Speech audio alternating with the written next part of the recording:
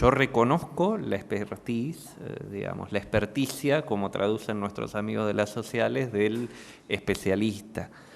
Él no reconoce mi conocimiento lingüístico. Ahí hay un problema, y la editorial no media en ese diferendo, digamos. Ahí viene el problema.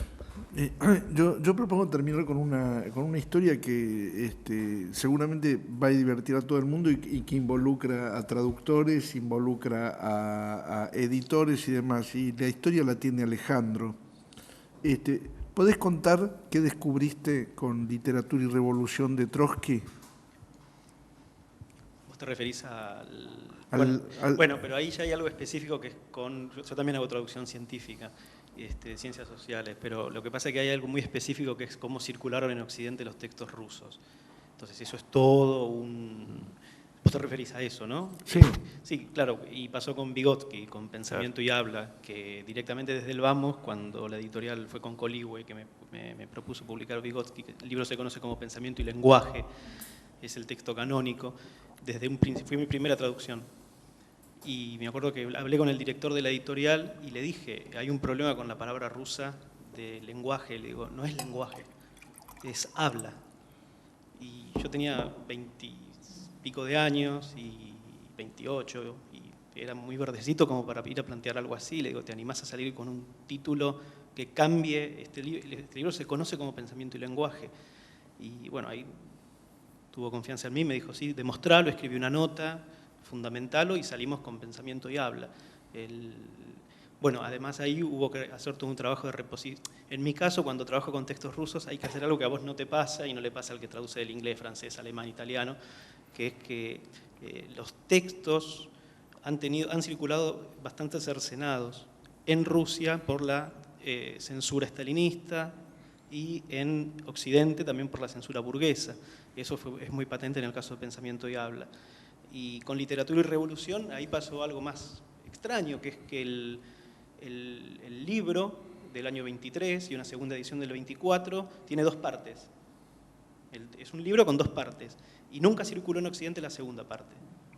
Directamente no circuló. Al año de ser publicado salió una traducción en Alemania en el 25, que por lo que pude rastrear ya no reproduce esa segunda parte. Y de ahí se tradujo siempre, pues cada editor fue agregando. Entonces, en el caso del ruso, obligatoriamente uno pierde la inocencia ante el texto. Y hay que hacer un trabajo, yo lo llamo textología, textológico. O sea, hay que ir a decir, bueno, a ver, ¿qué edición rusa tengo que tomar? ¿Cuál es esta edición rusa? ¿De qué año? Y bueno, y ver cuál fue la primera edición. Y es un trabajo de hormiga, porque es sentarse horas con dos textos, con una reglita en cada uno y ver, acaso, no sé, acá Freud, en esta edición soviética está suprimido. Entonces, bueno, agregarlo, reponerlo. Sí, se te agrega una instancia de genética claro, textual que normalmente el traductor no tiene. Claro. ¿Te paga alguien ese trabajo, Alejandro? Bueno, la segunda vez sí, creo que sí. Por lo menos me pagaron lo que yo pedí. Pero fue un trabajo porque en realidad no es que haces una cosa y después la otra. Vos empezás con lo que tenés. Y a medida que vas marcando pasajes que decís, bueno, esto después tengo que ver exactamente qué edición estoy tomando.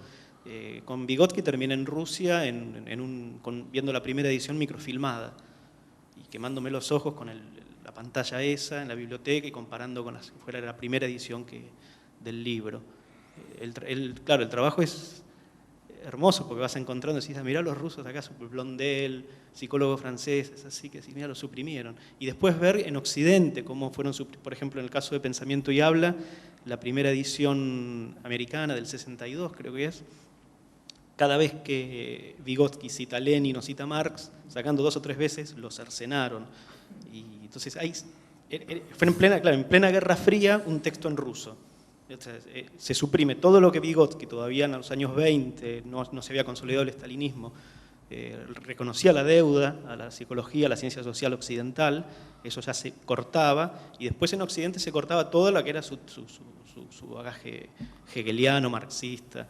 Recuerdo incluso un caso, que esto sí es específicamente lo que hablaba él, que por ejemplo en una traducción del año 82 de Visor, la de los 6 tomos de Vygotsky, el traductor, era un equipo de traductores, no entendieron que estaba usando una categoría kantiano-hegeliana, marxista, Vygotsky, que es en sí y para sí.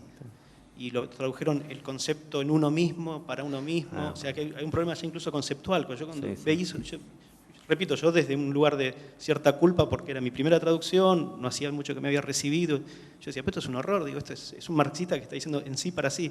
Se aprende en el primer año de la carrera de Sociología, leemos a Marx, yo venía de ahí.